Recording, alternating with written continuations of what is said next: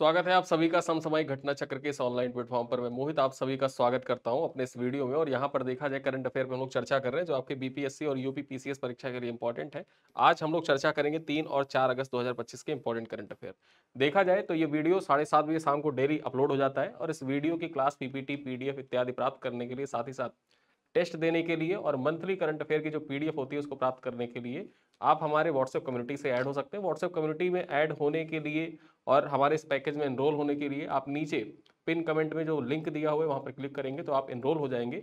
Enrol होने के बाद करना सिर्फ आपको इतना है कि हमारे हेल्पलाइन नंबर जो टीम है हेल्पलाइन टीम है उसको कॉल करिएगा और उनसे बोल दीजिएगा कि हमको व्हाट्सएप कम्युनिटी में ऐड कर दें करंट अफेयर की। तो आपको वहां पर ऐड कर देंगे तो करंट अफेयर का सारा एक्सेस आपको मिल जाएगा। ठीक है, तो यहाँ पर देखा जाए 3 और 4 अगस्त के करंट अफेयर पर हम लोग चर्चा करेंगे। इससे पूर्व एक सूचना आपके लिए ये भी है कि आज दोपहर में मार्च 2025 का जो करंट अफेयर है वो अपलोड हो गया है। उसको अपलोड हालांकि अपलोड होना था संडे को ही, लेकिन कुछ टेक्निकल कारणों की वजह से कल अपलोड नहीं हो पाया था, तो इस वजह से उसको आज अपलोड किया गया दोपहर में। ठीक है, उस वीडियो को आप देखिएगा, भरपूर फायदा उठाइए और 3-4 अगस्त के जो करंट अफेयर है उन पर भी चर्चा करें। उसके पूर्व में आपको एक यहाँ पर देखा जाए सूचना है आपके लिए 71वीं बीपीएससी रिवीजन बैच के बारे में।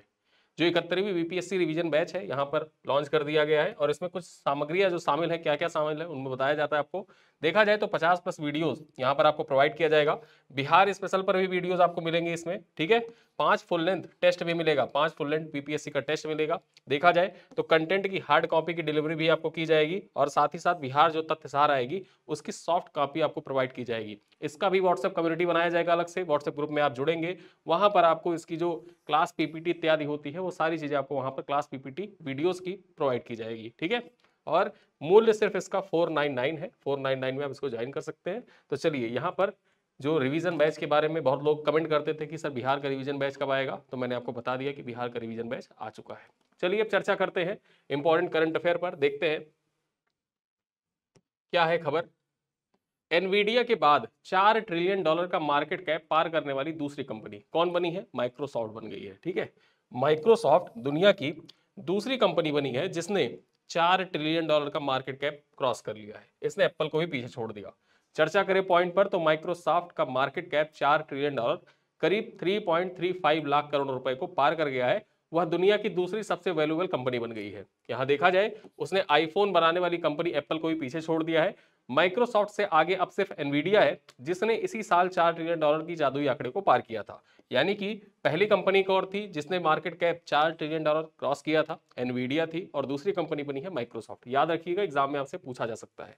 चलिए आगे देखें, अगली खबर क्या है। जर्मन एथलीट लारा डहलमेयर का पाकिस्तान में मौत हो गया है। ठीक है, यहाँ पर इनका निधन हो गया, पाकिस्तान में इनकी मौत हो गई है। एक पाकिस्तान में देखा जाए तो काराकोरम श्रेणी पर एक चोटी है लैला चोटी। कौन सी? लैला चोटी। ठीक है, उसी चोटी पर ये चढ़ाई कर रही थी और चढ़ाई करते टाइम देखा जाए तो चट्टान ऊपर से खिसक रही थी, दरक रही थी, उन्हीं चट्टानों की चपेट में आ गई, घायल हो गई थी। फिर उसके बाद देखा जाए इनकी मृत्यु हो गई। चलिए चर्चा कर लेते हैं पॉइंट पर। तो जर्मन बायथलॉन, ठीक है, जर्मन बायथलॉन चैंपियन लारा डहलमेयर उत्तरी पाकिस्तान में एक पर्वत चोटी पर चढ़ाई के दौरान हुई दुर्घटना में इनकी मौत हो गई है।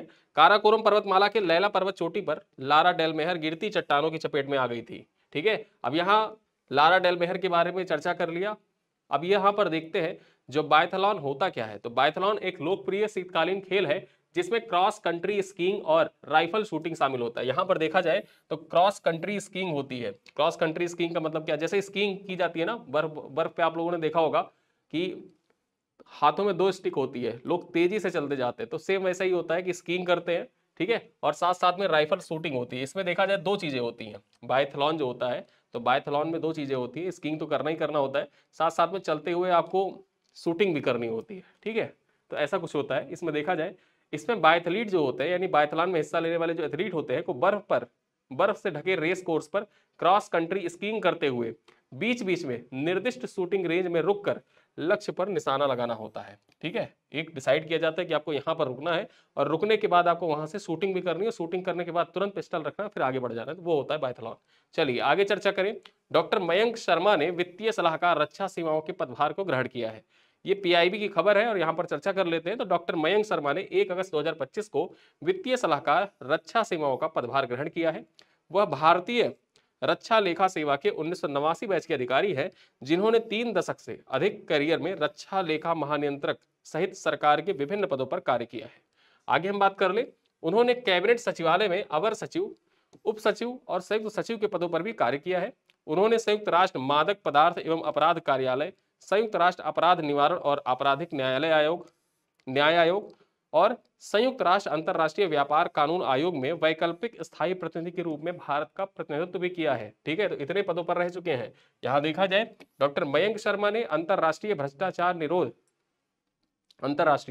भ्रष्टाचार निरोधक अकादमी और वियना में राजनयिक अकेडमी में भी भारत का प्रतिनिधित्व किया है। ठीक है, तो इतने महत्वपूर्ण पदों पर रह चुके हैं डॉक्टर मयंक शर्मा। अब इनको क्या बना दिया गया है मयंक शर्मा को? तो अब इनको वित्तीय सलाहकार बनाया गया है रक्षा सेवाओं में। ठीक है, चलिए, डिफेंस सर्विसेज में इनको फाइनेंशियल एडवाइजर बनाया गया है। चलिए आगे बात करें, अगली खबर क्या है? भारत का पहला सशस्त्र बल राष्ट्रीय सम्मेलन। भारत का पहला सशस्त्र बल राष्ट्रीय सम्मेलन, इसके बारे में चर्चा कर लेते हैं। तो इसका आयोजन कहां पर हुआ? तो यहां देखा जाए, नई दिल्ली स्थित army hospital research and referral द्वारा शेप 2025 नामक भारत का पहला सशस्त्र बल राष्ट्रीय सम्मेलन आयोजित किया गया, जिसका उद्देश्य सतत अस्पताल योजना और वास्तुकला पर चर्चा करना था। ठीक है, तो यहां पर इसका आयोजन जो हुआ था, कहां हुआ था? नई दिल्ली में इसका आयोजन किया गया था। आगे देखा जाए, 26 से 27 जुलाई तक आयोजित इस सम्मेलन में 275 से अधिक पेशेवरों ने भाग लिया, जिनमें सैन्य और नागरिक क्षेत्र के डॉक्टर, वास्तुकार, इंजीनियर और प्रशासक सम्मिलित थे। यहां देखा जाए तो सम्मेलन में पर्यावरण अनुकूल, आपदा प्रतिरोधी और रोग केंद्रित स्वास्थ्य अवसंरचना पर भी मंथन हुआ। ठीक है, तो परीक्षा में आपसे पूछे कि शेप 2025 नामक भारत का पहला सशस्त्र बल राष्ट्रीय सम्मेलन का आयोजन कहां पर किया गया था? नई दिल्ली में किया गया था। ठीक है, और इसका आयोजक कौन था? मतलब इसका आयोजन किसके द्वारा किया गया था? तो नई दिल्ली स्थित army hospital research and referral के द्वारा इसका आयोजन किया गया था, शेप 2025 का। चलिए आगे देखें, अलेक्जेंडर ज़ेवेरेव के बारे में चर्चा कर लेते हैं। ठीक है, अलेक्जेंडर ज़ेवेरेव के बारे में चर्चा कर लें तो 1990 का जो दशक है ना, 1990 के दशक के बाद, यानी कि 1990 के बाद जन्मे पहले व्यक्ति हैं जिन्होंने 500 एटीपी खिताब जीता है। 500 एटीपी मैच जीते हैं, खिताब नहीं, मैच जीते हैं। यहां देखें तो अलेक्जेंडर ज़ेवेरेव ने इतिहास रचा, एटीपी में 500वीं मैच में जीत दर्ज की है। ठीक है, जर्मन टेनिस खिलाड़ी है अलेक्जेंडर ज़ेवेरेव। इन्होंने कनाडा ओपन में इटली के मतेओ अर्नाल्डी को हराकर 500वीं सिंगल्स जीत दर्ज की है। वे 1990 के बाद जन्मे पहले खिलाड़ी हैं जिन्होंने 500 मैच जीते हैं। ये है अलेक्जेंडर ज़ेवेरेव। कहाँ के खिलाड़ी हैं?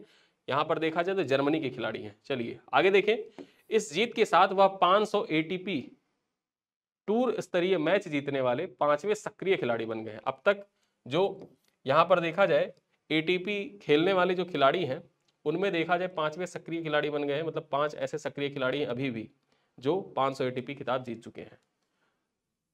मोस्ट इंपॉर्टेंट करंट अफेयर है, यहां पर देखा जाए sustainable agriculture day. Sustainable agriculture day किस राज्य सरकार के द्वारा घोषित किया गया है? तो महाराष्ट्र राज्य सरकार के द्वारा घोषित किया गया। एग्जाम में डायरेक्टली आपसे पूछे, और ये किसको डेडिकेट है? तो स्वामीनाथन, एमएस स्वामीनाथन को डेडिकेट है सस्टेनेबल एग्रीकल्चर डे। चलिए पॉइंट पे चर्चा करते हैं। तो महाराष्ट्र सरकार ने 7 अगस्त को भारत रत्न डॉक्टर एमएस स्वामीनाथन की जयंती सस्टेनेबल एग्रीकल्चर डे के रूप में मनाए जाने का निर्णय लिया है। हर साल जो 7 अगस्त का दिन होता है ना, उसको मनाया जाता है। देखा जाए तो जयंती होती है, किसकी जयंती होती है? एमएस स्वामीनाथन की जयंती होती है। और अब से हर साल महाराष्ट्र सरकार के द्वारा घोषित किया गया है कि सस्टेनेबल एग्रीकल्चर डे के रूप में 7 अगस्त को सेलिब्रेट किया जाएगा। ठीक है, चलिए आगे देखते हैं। डॉक्टर स्वामीनाथन ने गेहूं और चावल की पैदावार बढ़ाने में महत्वपूर्ण योगदान दिया था, जिसके कारण उन्हें हरित क्रांति का जनक भी कहा जाता है। ठीक है, भारत में हरित क्रांति के जनक कौन कहलाते हैं? एमएस स्वामीनाथन को कहा जाता है। कई बार आपके पीवाईक्यू में पूछा जा चुका है। ठीक, जो हाई यील्ड वैरायटी के बीज होते हैं उनके विकास में इनका बहुमूल्य योगदान था, और इसी वजह से देखा जाए तो 2024 में इनको भारत रत्न से सम्मानित भी किया गया था। आगे देखें, शशि भूषण सिंह ने दिल्ली पुलिस प्रमुख का कार्यभार संभाला है। जो शशि भूषण सिंह है, इनको दिल्ली पुलिस के प्रमुख का कार्यभार सौंपा गया है। चर्चा करें पॉइंट पर, क्या पॉइंट है? वरिष्ठ आईपीएस अधिकारी शशि भूषण कुमार सिंह, ठीक है, ने दिल्ली पुलिस के 25वें आयुक्त के रूप में कार्यभार संभाला है। उन्होंने संजय अरोड़ा का स्थान लिया है। किसका स्थान लिया है? संजय अरोड़ा के स्थान पर देखा जाए तो दिल्ली पुलिस के देखा जाए प्रमुख कौन बने हैं? इनका नाम है शशि भूषण कुमार सिंह। ठीक है, और ये दिल्ली पुलिस के 25वें आयुक्त हैं, ये पॉइंट याद रखना।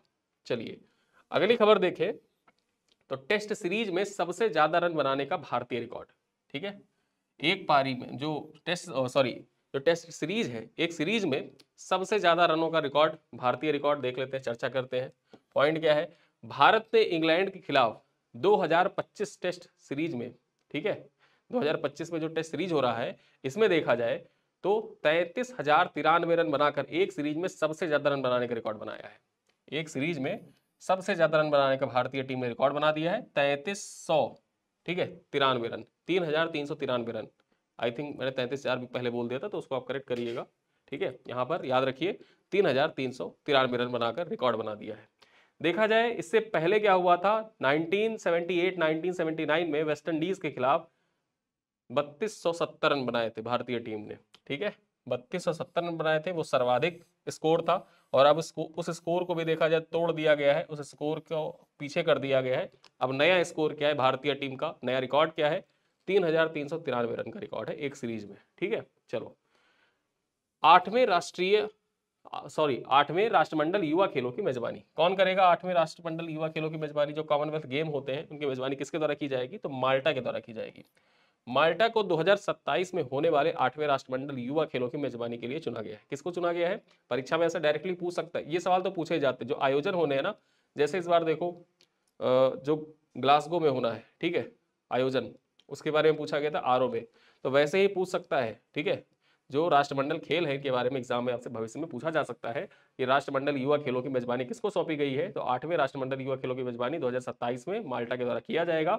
इस खेल महोत्सव में 74 देश और क्षेत्रों के 14 से 18 वर्ष आयु वर्ग के 1000 से अधिक युवा खिलाड़ी सम्मिलित होंगे। देखा जाए तो इस बार सेलिंग और वाटर पोलो जैसे खेल पहली बार कॉमनवेल्थ यूथ गेम में शामिल हुए हैं, जबकि athletics, para athletics, netball, squash, swimming, para swimming, triathlon, weight lifting पहले से ही निर्धारित है। तो परीक्षा में से पूछ सकता है कि इस बार नए खेल कौन से जोड़े गए हैं? तो सेलिंग को जोड़ा गया है और वाटर पोलो को जोड़ा गया है, ठीक है। सेलिंग और वाटर पोलो, ये दो खेल ऐसे हैं जिनको पहली बार यहाँ पर देखा जाए तो युवा खेलों में शामिल किया गया है। और युवा खेल का मतलब क्या हो गया? युवा मतलब युवा, भारत में युवा नेता नहीं होता है, भारत में युवा नेता तो 49 साल का भी होता है कि युवा नेता लिखता है, ठीक है। लेकिन यहाँ जब खेल होते हैं तो युवा में युवा ही जोड़े जाते हैं। 14 से 18 वर्ष आयु वर्ग के लोग यहाँ पर पार्टिसिपेट करेंगे। चलिए, vice chief of army staff के बारे में चर्चा कर लेते हैं। नए vice chief of army staff कौन बने हैं? यहाँ पर देखा जाए तो लेफ्टिनेंट जनरल पुष्पेंद्र सिंह जो है, ये भारतीय सेना के उप सेनाध्यक्ष के रूप में इन्होंने पदभार ग्रहण किया है, ठीक है। 1 अगस्त को भारतीय सेना के उप सेनाध्यक्ष के रूप में पुष्पेंद्र सिंह ने पदभार ग्रहण किया है। देखा जाए तो उन्होंने दिसंबर 1987 में 4 पैरा स्पेशल फोर्सेज बटालियन में कमीशन मिला था। वे लॉ मार्टिनियर कॉलेज लखनऊ विश्वविद्यालय और प्रतिष्ठित भारतीय सैन्य अकेडमी देहरादून से के पूर्व छात्र हैं, मतलब देहरादून से पढ़े हुए हैं, ठीक है। यहाँ पर जो भारतीय सैन्य अकेडमी देहरादून है वहां से पढ़े हुए हैं, साथ ही साथ लखनऊ का जो लॉ मार्टिनियर कॉलेज है वहां से पूर्व छात्र रह चुके हैं।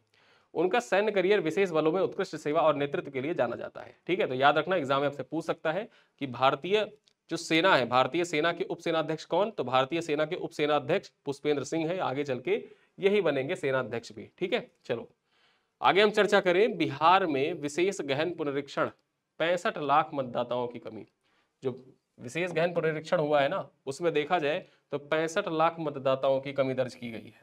पहले जो वोटर लिस्ट थी, उस वोटर लिस्ट से देखा जाए तो दोबारा जो पुनरीक्षण किया गया, पुनरीक्षण करने के बाद 65 लाख लोगों का नाम हटाया गया है, ठीक है। अब इसके बारे में चर्चा कर लेते हैं। यहाँ देखा जाए तो बिहार में नई मसौदा मतदाता सूची में 65 लाख मतदाताओं की कमी दर्ज की गई है। यह सूची चुनाव आयोग द्वारा विशेष गहन पुनरीक्षण के पहले चरण के पूरा होने के बाद 1 अगस्त को प्रकाशित की गई। यहाँ पर देखा जाए अब राज्य में कुल 7.24 करोड़ मतदाता सूचीबद्ध है। बिहार में देखा जाए तो 7.24 करोड़ मतदाता सूचीबद्ध है, जबकि पिछली जो सूची थी, पहले जो 2025 वाली सूची थी, उसमें कितने थे? तो उसमें 7.89 करोड़ थे, ठीक है। 7 करोड़ 89 लाख लोग पंजीकृत थे मतदाता सूची में। लेकिन पुनरीक्षण के बाद देखा जाए तो 65 लाख लोगों का नाम हटा दिया गया। हटाया क्यों गया? कोई मर गया है, किसी की देहांत हो गया है, किसी का नाम फर्जी में बढ़ा हुआ है, और कोई देखा जाए तो पलायन कर गया कहीं और, वो वहाँ परमानेंटली बस गया, वहाँ का आधार कार्ड, वोटर कार्ड सब बनवा लिया, वो वापस बिहार आता नहीं, तो ऐसे लोगों के नाम भी हटाए गए यहाँ से, ठीक है। तो 65 लाख लोगों का नाम हटाया गया है। चुनाव आयोग ने कहा है कि हटाए गए अधिकांश नाम मृत व्यक्तियों, 2 स्थानों पर पंजीकरण, बिहार के स्थायी रूप से पलायन करने वाले और खोजे ना जा सकने वाले लोगों के थे। ठीक है, यहाँ पर देखा जाए तो यही चुनाव जो बिहार चुनाव आयोग है उसके द्वारा ये तर्क दिया गया है कि किस कारण से 65 लाख लोगों का नाम हटाया गया है। ठीक है, हालांकि इस पे राजनीतिक विवाद भी हो रहा है, लेकिन आपको राजनीतिक विवाद में नहीं पड़ना है, आपको डाटा याद रखना है, क्योंकि जो बीपीएससी है वो एग्जैक्ट डाटा पूछता है। ठीक है, तो वर्तमान में देखा जाए तो ये डाटा आपको याद रखना है कि 7.24 करोड़ मतदाता सूचीबद्ध है वर्तमान में। चलो अगली खबर देखें, शशि प्रकाश गोयल बने उत्तर प्रदेश के नए मुख्य सचिव। उत्तर प्रदेश के नए मुख्य सचिव कौन बने हैं? शशि प्रकाश गोयल बने हैं। इनके बारे में जाने रहिए और चर्चा कर लेते हैं पॉइंट पर, आपकी परीक्षा के दृष्टिकोण से इंपॉर्टेंट, यूपी स्पेशल के लिए भी महत्वपूर्ण। भारतीय प्रशासनिक सेवा के 1989 बैच के वरिष्ठ आईएएस अधिकारी शशि प्रकाश गोयल ने आधिकारिक तौर पर उत्तर प्रदेश के मुख्य सचिव का पदभार ग्रहण कर लिया है। उन्होंने मनोज कुमार सिंह का स्थान लिया है। ठीक है, किसके स्थान पर बने हैं ये? तो मनोज कुमार सिंह के स्थान पर देखा जाए तो शशि प्रकाश गोयल अब उत्तर प्रदेश के मुख्य सचिव बन गए हैं। यहां देखा जाए इस नियुक्ति के पहले जो शशि प्रकाश गोयल हैं ये उत्तर प्रदेश के मुख्यमंत्री के अपर मुख्य सचिव के रूप में कार्यरत थे, जहां उन्होंने नागरिक उड्डयन, आवास एवं प्रोटोकॉल जैसे महत्वपूर्ण विभागों की जिम्मेदारी संभाली थी। ठीक है, तो ये नाम याद रखिएगा कि शशि प्रकाश गोयल उत्तर प्रदेश के नए मुख्य सचिव बने। चलिए अगली खबर देखें तो विश्व प्रसिद्ध बिहार संग्रहालय प्रदर्शनी 7 अगस्त से पटना में आयोजित। ठीक है, जो बिहार संग्रहालय प्रदर्शनी है ना, इसका आयोजन कहां पर किया जाएगा? इसका आयोजन पटना में किया जाएगा। कब किया जाएगा, कब से प्रारंभ होगा? तो यह 7 अगस्त से प्रारंभ होगा, 7 अगस्त से प्रारंभ होगा। ठीक है, ग्लोबल साउथ शेयरिंग हिस्ट्रीज इसका थीम होगा, ग्लोबल साउथ शेयरिंग हिस्ट्रीज इसका थीम होगा। यहां पर चलिए चर्चा कर लेते हैं पॉइंट पर। तो विश्व प्रसिद्ध बिहार संग्रहालय प्रदर्शनी राजधानी पटना में इस महीने की 7 तारीख यानी कि 7 अगस्त को आयोजित किया जाएगा। इसका आयोजन हर 2 साल पे किया जाता है, मतलब ये द्विवार्षिक है, 2 साल पर इसका आयोजन किया जाता है। यहाँ देखा जाए इसमें लैटिन अमेरिका, अफ्रीका और एशिया की साझा सांस्कृतिक और सामाजिक संबंधों की झलक प्रदर्शित की जाएगी। आयोजन में Ethiopia, Peru, Venezuela, Ecuador, Mexico, Argentina, Indonesia, Kazakhstan सहित कई अन्य देश के जो प्रतिनिधि हैं तथा उनकी प्रदर्शनियां जो है, म्यूजियम प्रदर्शनियां, उनको यहाँ पर प्रदर्शित किया जाएगा। ठीक है, तो याद रखना बिहार संग्रहालय प्रदर्शनी का आयोजन 7 अगस्त को कहां पर? पटना में किया जा रहा है और इसका थीम क्या है? ग्लोबल साउथ शेयरिंग हिस्ट्रीज इसका थीम है। चलो आगे हम बात कर लें, अगली खबर क्या है? भारत एआई इंपैक्ट शिखर सम्मेलन की मेजबानी करेगा। भारत जो है इसके द्वारा फरवरी 2026 में एआई इंपैक्ट शिखर सम्मेलन की मेजबानी की जाएगी। अब इससे संबंधित जो पॉइंट है आइए देख लेते हैं। भारत फरवरी 2026 में एआई इंपैक्ट शिखर सम्मेलन की मेजबानी करेगा। समिट जो ये समिट है ना, तो समिट इलेक्ट्रॉनिक्स और सूचना प्रौद्योगिकी मंत्रालय और national institute of electronics and communication technology, जिसको हम नेलिट कहते हैं, जो आप ट्रिपल सी करते हैं ना, तो ट्रिपल सी पे लिखा होता है सीधे सीधे ऊपर नेलिट के द्वारा। ठीक है, तो वो जो नेलिट है उसका फुल फॉर्म क्या है? National institute of electronics and information technology, ये है नेलिट का फुल फॉर्म। इसी के द्वारा आयोजित किया जाएगा और ये शिखर सम्मेलन कहां पर होगा? नई दिल्ली में इसका आयोजन होगा। कहां पर? परीक्षा में आपसे पूछे कि भारत जो एआई इंपैक्ट शिखर सम्मेलन है इसका आयोजन किस देश में किया जाएगा 2026 में?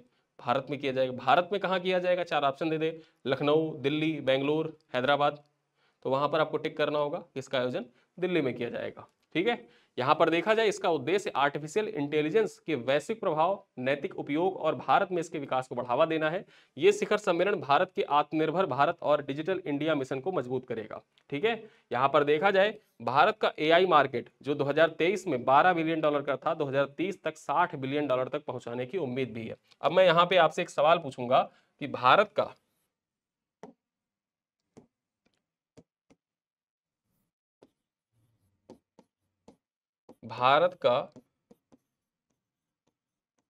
पहला एआई सिटी कहां बनाया जा रहा? ठीक है, कहां बनाया जा रहा है? ये पहला सवाल है। और एक दूसरा सवाल भी मैं आपसे पूछूंगा कि भारत का पहला एआई सेज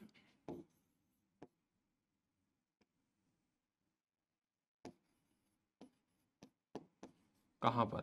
ठीक है, भारत का एआई सेज कहाँ पर बनाया गया और भारत का पहला एआई सिटी कहाँ पर? ये स्पेशल इकोनॉमिक जोन की बात हो रही है। जो सेज है ना, सेज का मतलब स्पेशल इकोनॉमिक जोन। भारत का पहला एआई आधारित स्पेशल इकोनॉमिक जोन कौन सा, और भारत का पहला एआई सिटी कहाँ पर बनाया जा रहा है? ये दो प्रश्न आपको कमेंट बॉक्स में बता रहे हैं। चलिए अब यहाँ पर हम चर्चा करें, चेनाब नदी पर 1856 मेगावाट की सावलकोट परियोजना शुरू की गई है। ठीक है, यहाँ पर देख लेते हैं सावलकोट परियोजना के बारे में। चेनाब नदी पर बनाया जाएगा। जैसा कि आप सब जानते हैं, ये परियोजना इंपॉर्टेंट हो जाती है आपके लिए। इंपॉर्टेंट क्यों हो जाती है? चेनाब नदी का पानी रोक दिया गया है, ठीक है, और अब परियोजना को मंजूरी भी मिल गई है, तो इसलिए इंपॉर्टेंट हो जाता है। देखा जाए तो भारत सरकार ने चेनाब नदी पर 1856 मेगावाट की सावलकोट पनबिजली परियोजना का टेंडर जारी किया है। ये प्रोजेक्ट जम्मू कश्मीर के रामबन और उधमपुर जिले में शुरू किए जाएंगे। ठीक है, यहां देखा जाए 1984 से प्रस्तावित हुआ यह प्रोजेक्ट पाकिस्तान की आपत्तियों के चलते रुका हुआ था। ठीक है, जब आपत्ति पाकिस्तान करता था तो रुका हुआ था, क्योंकि सिंधु जल समझौता था, और सिंधु जल समझौता ही जब भारत ने रद्द कर दिया तो अब आपत्तियां कैसी, कौन आपत्ति करेगा? अब कोई भी आपत्ति अब स्वीकार नहीं की जाएगी। ठीक है, और यहां पर देखा जाए तो भारत के द्वारा जो प्रोजेक्ट है सावलकोट प्रोजेक्ट, ऐसे ही अन्य प्रोजेक्ट भी, मैं तो चाहता हूं कि ऐसे ही अन्य प्रोजेक्ट भी जो है वो संचालित किए जाए, जिससे हो क्या कि जो भारत का पानी है वो भारत में ही रह जाए। भारत का पानी जो भारत के असिंचित राज्य है उन राज्यों में भी पहुंचाए, जैसे राजस्थान हो गया, ठीक है, हरियाणा हो गया, पंजाब हो गया, वहां पर पानी की जरूरत है, खेती के लिए, कृषि के लिए पानी की जरूरत है, उन क्षेत्रों में पानी जाना चाहिए। ठीक है, हम ऐसे देश को पानी क्यों दें जो हमारा ही पानी पी के और फिर हमारे यहाँ हमारे लोगों को मारने के लिए आतंकवादी भेजे। चलिए आगे हम देखें। अब भारत ने सिंधु जल समझौते को ठंडे बस्ते में डालते हुए इस पर काम शुरू कर दिया है। देखा जाए तो इस प्रोजेक्ट से हर साल करीब 7,955 मिलियन यूनिट बिजली बनेगी, जिससे उत्तर भारत की बिजली की कमी कम होगी और उद्योगों को बढ़ावा मिलेगा। ठीक है, यहां देखा जाए तो यह प्रोजेक्ट एनएचपीसी द्वारा देखा जाए तो 113 महीने में पूरा किया जाएगा। एनएचपीसी इसको तैयार करेगी, नेशनल हाइड्रो पावर कॉर्पोरेशन के द्वारा तैयार किया जाएगा, और 113 महीने लगेंगे इसको बनने में।